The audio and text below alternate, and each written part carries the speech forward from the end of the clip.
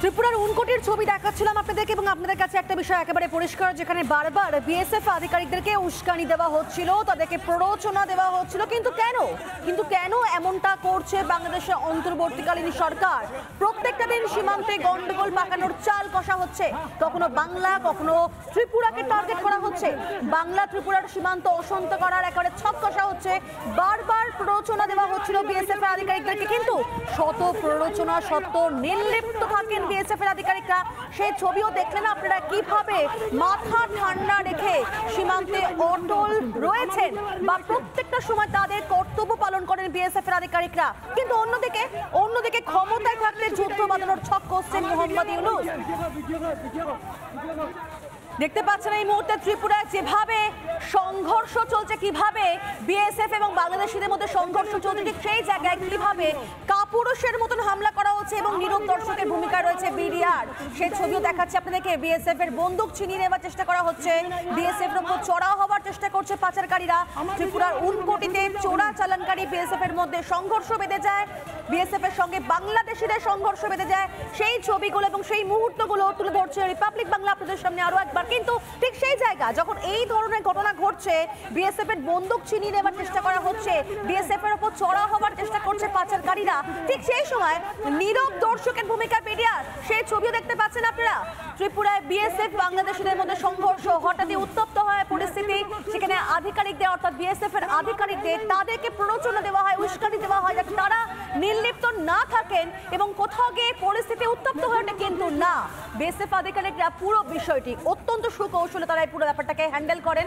BSF এর সঙ্গে বাংলাদেশিদের মধ্যে সংঘর্ষ, চোরা চালানকারী বিএসএফ এর মধ্যে সংঘর্ষ বেঁধে ঠিক সেই সময় বিএসএফ এর বন্দুক ছিনিয়ে নেওয়ার চেষ্টা করা হয়। প্রাক্তন ইন্টেলিজেন্স কর্তা দীপাঞ্জন চক্রবর্তী কি বলেছেন এই বিষয় নিয়ে শুনবো। আমরা তো একটা আগেই প্রেডিক্ট করেছি, নাথিং নিউ। যত 20 তারিখ এগিয়ে আসছে, আমেরিকার পট পরিবর্তন হচ্ছে, ডোনাল্ড ট্রাম্প ক্ষমতা ছেড়ে আসছে, তত ইউনূস চাপে পড়ে গেছে। চীন হাত উঠিয়ে নিয়েছে, পাকিস্তান ভয়াবহ অবস্থায়, তেহরিকি তালিবান পাকিস্তানের সঙ্গে লড়ে পারছে না। ভারত এখনো ধৈর্য দেখিয়ে যাচ্ছে, কারণ এটা সুস্পষ্ট ইউনূস এবং তার অসাংবিধানিক সরকার, তার সন্ত্রাসবাদী মৌলবাদী চালাচামুন্ডারা ভারতকে ওরা প্ররোচনা দেওয়ার চেষ্টা করছে। ভারতের ধৈর্যের পরীক্ষা যেন না নেয়, ভারত দিয়ে যাচ্ছে ধৈর্যের পরীক্ষা, আরো দেবে। কিন্তু ইউনূসকে ভেবে নিতে হবে, উনি কিন্তু বাংলাদেশের পুরো রাষ্ট্র আর জাতির জীবন দাওয়ে লাগাচ্ছে সন্ত্রাসবাদীদের কথায়।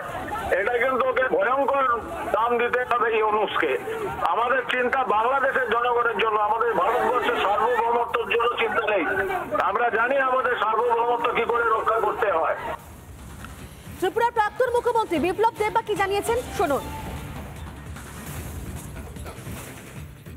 এটাকে নিয়ে রাজনীতি করা উচিত না, দেশের সুরক্ষার বিষয়। বিএসএফ এর বিষয়ে মমতা দিদি হোক আর অন্যরা যাই হোক, যে স্টেটমেন্ট দিয়েছে সেটা অত্যন্ত দুর্ভাগ্যজনক।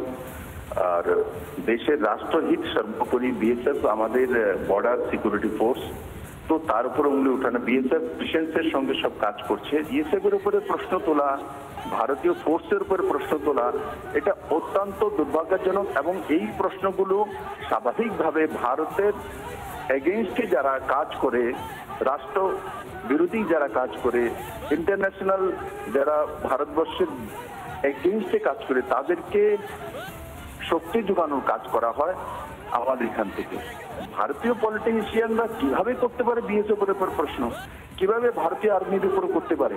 ভারতীয় রাজনীতিতে যারা রয়েছেন, মমতা দিদি হোক আর অন্যরা হোক, তাদের বাস্তবের চেহারাটা, সঠিক চেহারাটা আজকের এই ঘটনার মধ্যে ফুটে এসেছে।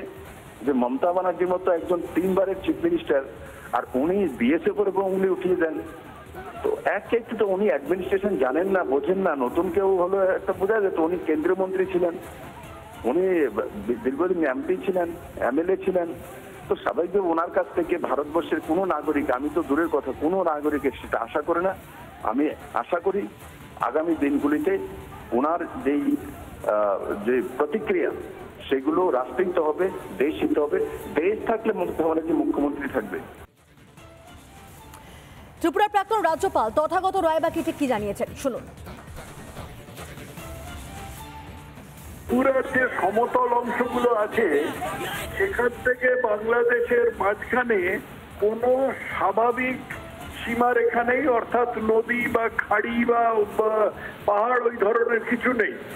ফলে যদি কোনো কাঁটাতার বা ওরকম ধরনের বাধা না থাকে তাহলে বাংলাদেশিদের ভারতে ঢুকে পড়তে কোনো অসুবিধে নেই।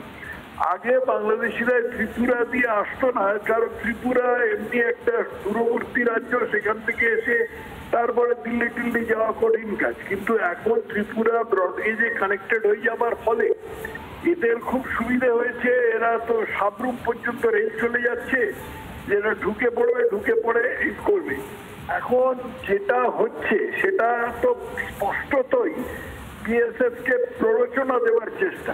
এই যেটা হচ্ছে যে ওই ওখানে ঢুকবার চেষ্টা করছে আর সবসময় চাইছে যে বিএসএফ এটা গুলি চালিয়ে, আর গুলি চালালেই ইউনুস মিয়া একেবারে নদী তুলে লাভ দেবে যে দেখো এই প্রবল প্রতাপান্বিত ভারত এই ক্ষুদ্র প্রতিবেশী বাংলাদেশি লোকেদের উপর গুলি চালাচ্ছে, এই গরিব লোকগুলোর উপর গুলি চালাচ্ছে, এই সমস্ত কথা চালিয়ে দেবে।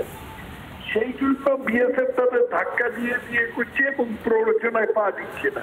এইটাই হচ্ছে সংক্ষেপে পরিস্থিতি, আমি যতদূর এখান থেকে বুঝতে পারি।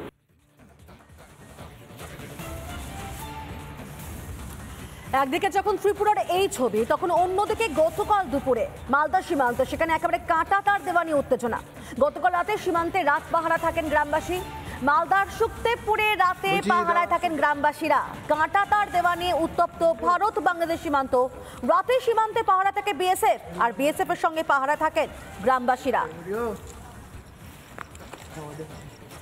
বলছি দাদা একেবারে সেই ছবি দেখাচ্ছে আপনাদেরকে। একদিকে ত্রিপুরার ছবি দেখতে পাচ্ছেন, অন্যদিকে রাত পাহারায় কিভাবে বিএসএফ আধিকারিকদের সঙ্গে গ্রামবাসীরা রয়েছেন এবং সেখানে মালদা যে কাঁটা তার নিয়ে রীতিমতো ধুন্ধুমার, ঠিক সেই পরিস্থিতি কিন্তু এই মুহূর্তে দেখাচ্ছে আপনাদেরকে। একেবারে রাতের ছবি দেখতে পাচ্ছেন, যেখানে বিএসএফ এর সঙ্গে পাহারায় রয়েছেন গ্রামবাসীরা।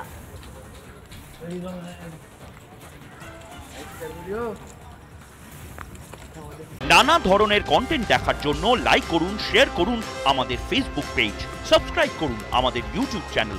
পাশাপাশি অন্যান্য ব্রেকিং নিউজের জন্য অবশ্যই চোখ রাখুন রিপাবলিক বাংলায়।